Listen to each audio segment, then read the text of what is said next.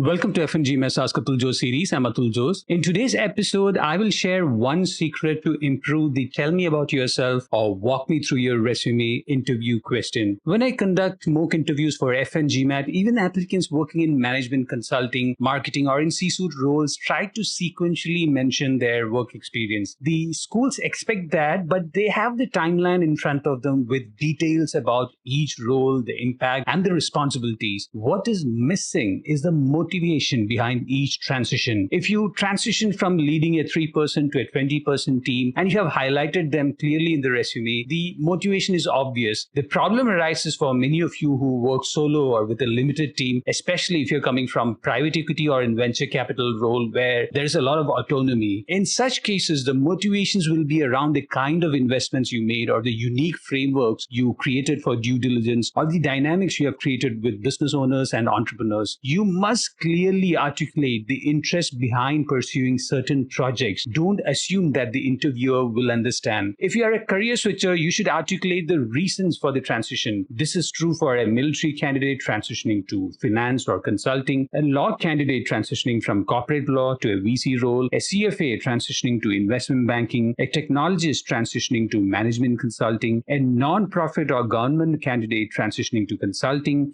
or even consulting candidates transitioning back into technology product management, all require elaborate motivation narratives. The motivation can vary from an interaction with a client or a supervisor, a nonprofit engagement, an experience in the family business, an opportunity to maximize one's talent in a project, a realization about one's true calling, finding that the role was a misfit for your personality, your value not matching with the company or industry's culture, or your desire to venture into an impactful industry.